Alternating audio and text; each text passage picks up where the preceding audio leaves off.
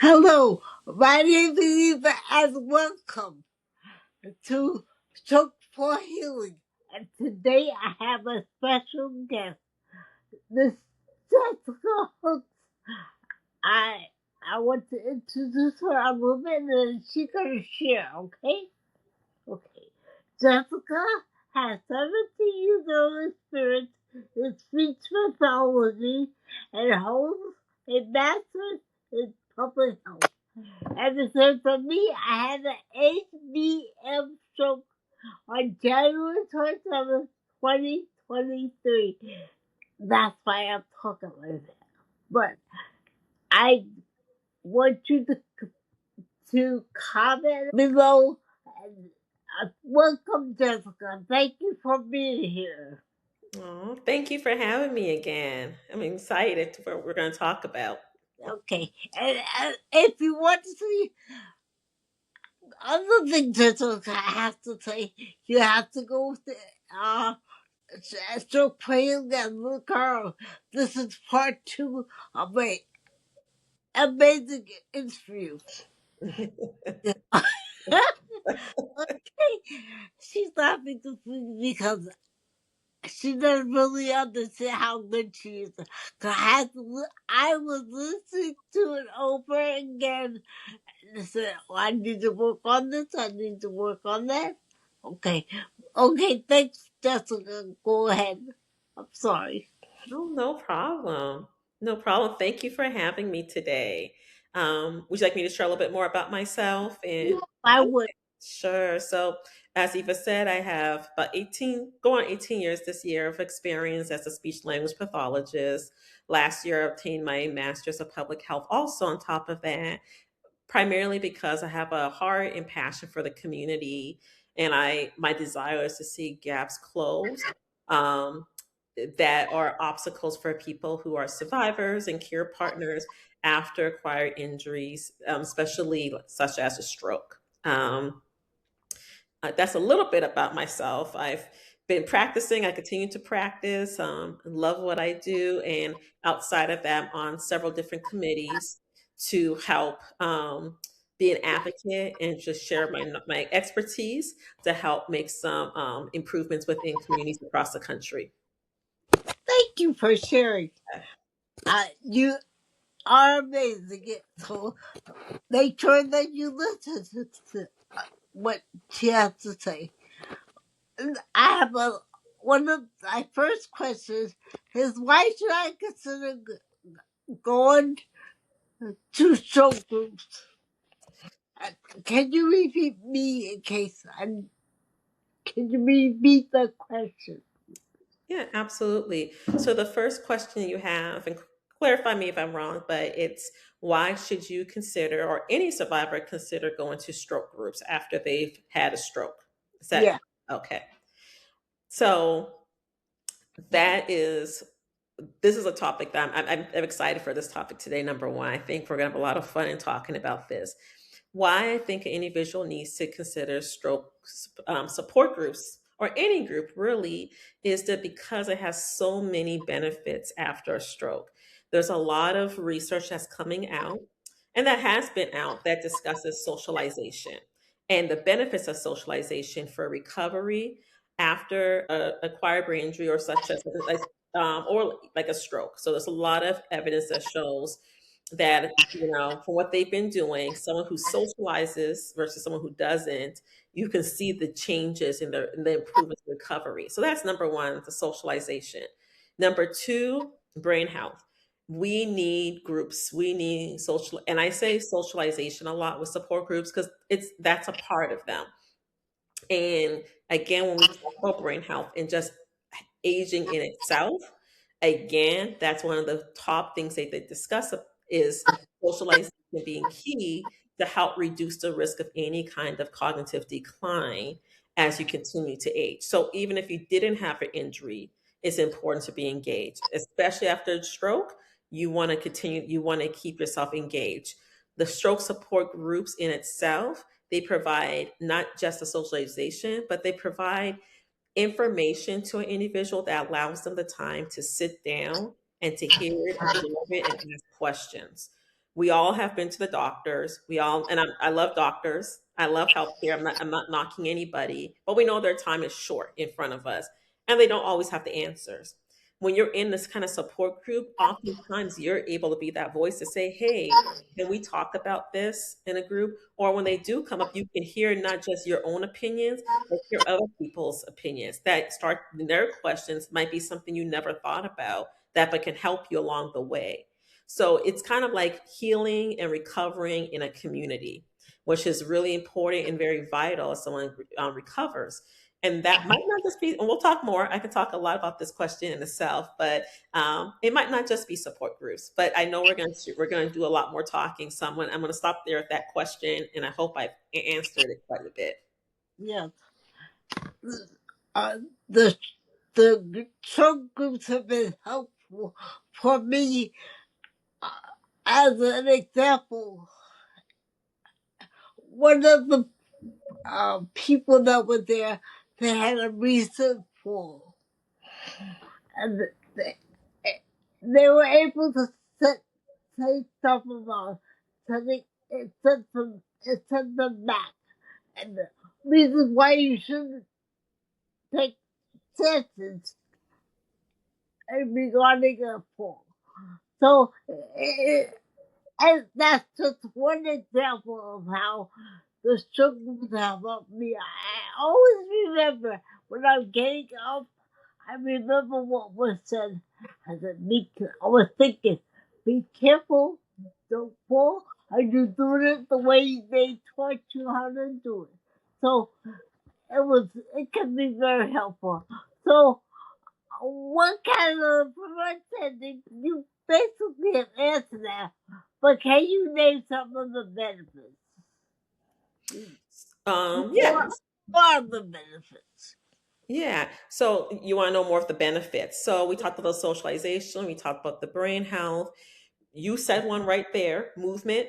Even if it's in your house, if you do virtual support groups, you still got, usually people are going to get dressed, get changed, get up. It kind of promotes them to do some of their daily routines and activities. You're going to learn about multiple topics. And then the other thing is, and this is and I don't know who all is listening, but I will say another benefit is for us, for providers, to hear what's on your minds, because one of the biggest things I feel like needs to be done more is listening, as healthcare providers. And when we have people in the group who have lived experience, meaning you are in the trenches, you're doing the work, you are, whether you're a survivor or a care partner, you have so much to share. And when we start hearing other people have those experiences, it starts to challenge us to say, okay, well, how do we need to fix this? What kind of gaps can we fill, if there are any? What kind of resources can we provide? And so you are helping not just yourself, but a community behind you, in terms of their care too. That might not be a benefit, directly to the person, but that's something to consider. That is not. It's more than just the individual that's coming to that session who's being fulfilled, and who's getting answers. It's the whole community. So that's another big benefit. So, so going to the groups not only help for us, for Mhm. me, but for others Yep. listening and give their feedback. Yep. Okay, okay. So my next question is, what does movie have to do with the recovery, and can you name some of the benefits? What does movement have to do with recovery and naming some of the benefits? Yeah, and not just for uh stroke recovery, but any recovery. Absolutely. Well, movement helps everybody. We'll keep it right there to start with. Movement in it. I mean, when we talk about heart health, that's a big part of it. And I'm not, even though I do run, uh, but it's not about running. It's not about being the best, out, like, meaning that you're going to get a medal or anything like that nature. We know, if you look online, 30 minutes of just active walking or movement makes it changes your heart health. and it improves it. So you're actually reducing your risk of having another stroke or a stroke to begin with. Movement in itself, when we're recovering, especially when it's any type of injury to the brain, is what we're doing is we're reminding our brain and we're retraining of what to do the right ways over and over again. You're giving yourself the practice practically. And so when we talk about movement, movement could be you getting up from your couch, trying to walk safely if you can with assistance with whoever's with you to the kitchen, to your bathroom, standing up for a minute. All of those things are helping to retrain your body of what needs to be done. If we can't do that right now and then movement is just in your chair, that's a first start and you're still moving towards progress. Now, also, so that's number one. You're helping with functional gains by moving, right? Um, and when it comes to I'm losing my train of thought here at the movement part, so forgive me with this. I had something to say, but when it comes to even moving in your brain, again, there's the evidence as you're moving that's helping again with that cognitive processing over time and reducing declines from happening. So when I say brain health, what I mean by that is keeping your brain as resilient and vibrant as you can as we continue to age. Doesn't matter. I'm not saying someone 80 and above, 70, 60. It's 30s, it's 40s, it's 50s. It's all of those ages. We're doing something with that connection when we're walking and movement. So movement is really big, but also I really want to emphasize if you cannot physically move because of your stroke right now, there are still other moves you can do in your chair. And I would really encourage if you do have therapy to seek those out and ask your therapist, what can I do at home now since I can't, even if I cannot walk physically to my bathroom without assistance, or if I'm having issues getting out my chair, what are some activities I can do? And I'm more than confident they can provide some assistance in that area too. And there are information even online that for in YouTube that can help you, but always look for a professional. Exactly. Don't just do anybody. Yeah. I even moving the hands, moving the fingers, it's helpful. I Exactly. know it can be helpful, and I had even my at church. I said, where, how can I help? But I did the bracelets Hmm. for the mission. At the time I could not go, but the bracelets, I can make the bracelets. And that was very helpful. I was moving my hands, I was moving my fingers. I did the colors. I had to put them in order, certain order. All that helps. It doesn't matter.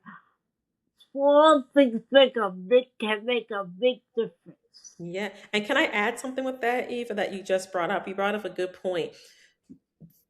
We often focus, which is good, on that physical movement, but there's still cognitive movement. There's still cognitive activities you can do. And connecting those two things, physically and cognition, meaning, having to separate colors, which might be difficult for some people, having to divide and count, do some basic calculations. That could be challenging, or even reading. All those things are still movement and they can help with progress. It's that cognitive activity is what we call it, or sometimes people might call it. Sometimes they may, and it's not always this way, but brain gain. But those activities that keep your brain challenged, those are also very vital. And then you made a good point with your hand, yoga, and sitting down and using your arm just to stretch. That's movement in itself too. Amen. That's good that you mentioned that. But what do you say when people say, I don't feel like moving? I don't feel like it. What would you say to that person? Or what does the therapist say to that person? I because I don't feel like moving. Yeah. So what do I say when someone says I don't feel like moving? I I will say meet someone where they are. And I am an advocate for staying functional and staying relevant to that individual. So, for example, my uncle was this way. I'm going to give a personal story. He was in he my uncle actually had 5 strokes before he passed away. And I was very involved with his care um at one point, and he when I went to go visit him one time, the therapist came to me, and I did not work with the facility, actually in a completely different state from where I live. And they said he's not working, he doesn't want to do anything. So I asked them, well, what are you having him do? And they explained it, and I said, well, you would never have had him do that if he'd been before the stroke. Why don't you try playing cards? He loved playing cards. Why don't you try getting him to social environments? He is a beyond extroverted, like see him for who he is and work on that. And that will make a big difference in him. And so I had to stop with him, and I had to, tell him. I did have to do a one-on-one talk and say, hey, are you in at this? Do we want to work on this? And he said yes. And we tried it, and I told him I had to try to incorporate this in your therapy. I don't want to change your plan of care. I'm not his therapist right now, but these are his likes and interests.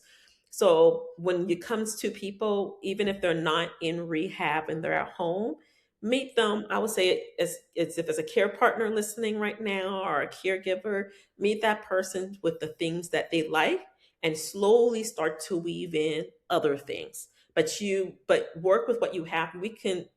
There's physical activity, there is thinking activities in every single thing we do. We To get dressed is a thinking activity and physical activity.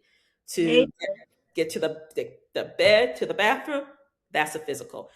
Maybe it's just starting with, I don't feel like moving, saying, okay, I just want you to, we're going to try your independence. So today, I'm not going to put on both of your pants and your legs, your pants. I'm going to have you, let's try these strategies to get you to put your pants on by yourself.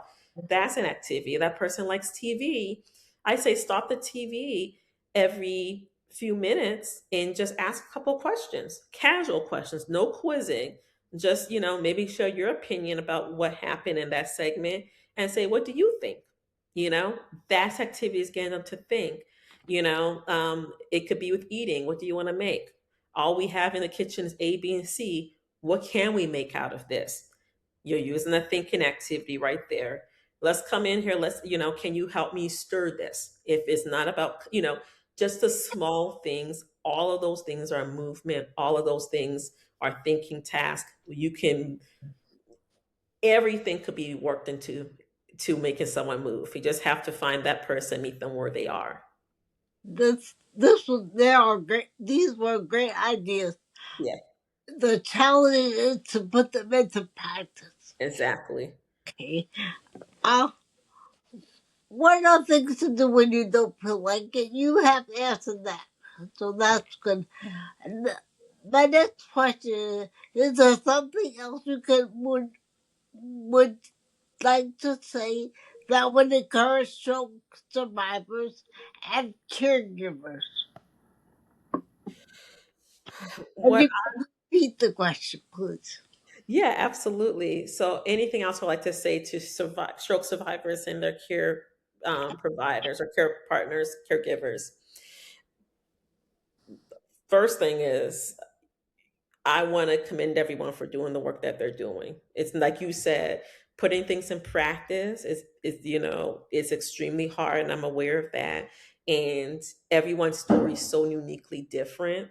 So I commend every single caregiver I see and care partner putting. I see you all. I see the work you do as caregivers and care partners. For survivors, you guys are the resilience that keep the whole system running. All right. The work you all put in, like you said, every step matters, every detail matters. So that's my first part, is saying that I see you all. In terms of advice, take things day by day. Um, it's hard. Everyone's different. Some people don't like talking to other people and reaching out. I will always be an advocate because I've worked a lot with them and see the work they put in, and I'm on the back end, have assisted with website items, but the American Stroke Association has a lot of resources.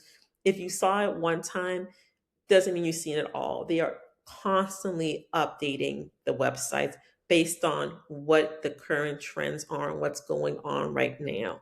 So what you saw 2 years ago, I can guarantee you right now is different. So keep yourself active on what's going on and current of what you see on there. Even if it's not, even if reading is hard, like looking at the videos to see kind of what information you can get from there is also another way, especially if you're not really the most social person. But if you can, and I would recommend, even if you're not the most social person, find your community. Your community could be you and your husband, you and your wife, you and your children, you and your grandchildren. It could be your neighbor. It could be your best friend for 30 years or 5 years. Or it can be a bigger group like a support group. Socialization, when I say it matters, it matters. And finding your community is going to make a big difference because we all need someone to help lean on, and we all need someone to help keep us accountable too. And that's what communities will do. So, and it's not just for the survivors I'm referring to this, I'm talking to the caregivers and care partners too, because you guys have a lot of burden and a lot of things on your shoulders too, and you all these need that community. So community, taking small steps, staying involved, finding what fits you, and working on one thing at a time. We often want to do, and I'm one too. I do it. I do too much, but at times, but doing one thing, sticking to it, and finishing it. And if it could be the smallest thing, take your breaks that you need. Take your breaks because we can't work when we hit a wall. But trying to keep working on that one small goal. Maybe it's your goal is to start reading again, and maybe it's just listening to an audiobook for a few minutes and sharing that information with a friend. But start small and build up from there. Keep it functional. Do things that are safe. We don't want you doing anything that's not safe, but do something that's safe, that you're clear to do and that you love to do. And we don't need to recreate the wheel. A lot of things that we have is right in front of us. And if it's not, sometimes it might be challenging getting to those resources, but start with the small things that you might be able to tangibly reach. Okay, those are good suggestions for caregivers and stroke survivors. Those are good suggestions. 'Cause I do know that you are a survivor. You are a survivor, and you can, instead of saying, I'm very, I say a lot more, I'm negative sometimes. I have to say, can. I can do it, I can. And you will. You have to be, we need to be positive. Well, thank you so much, Miss Jessica, for agreeing to be interviewed in part 2. If you want to see part 1, you need to go to Add Stroke for Healing on YouTube, okay? See part 1. And remember for that, Stroke for Healing. And then, if you want to ask all the questions, put it in the comments below. And then I will be checking, and Miss Jessica will be checking. And if after a while I can get a text from her, and we will answer your questions. What is it guys about? Can you you said that there are things available. Like, can you mentioned the stroke uh association? Can you say uh uh what is the website again? Yes. It's stroke.org. stroke.org. Okay, that's good. It's good to know. If you want to know anything about strokes, that's a good That's a, website you can just use. Okay. And again, thank you, Jessica, for your words of encouragement. you're welcome. Always. And then I'll come back if you want to see more about me. I shared my journey with my stroke that I had AVM, and each year I try to celebrate and think about things that are fun to do and to think about. And so thank you very much. And don't forget in the comments, put where are you calling from? Where are you coming? Where in the world are you? Put it in the comments, and then you can hear from us. And I always like to end a broadcast if you're a blessing. Be a blessing to someone else. Know that you can be a blessing to someone else. It doesn't matter how little or how big it is. You are a blessing. Well, thank you so much for sharing. And thank you, Miss Cecil, for your words of excitement, of encouragement. Thank you so much. You're Bye. so welcome. All right. Bye. Bye. Bye.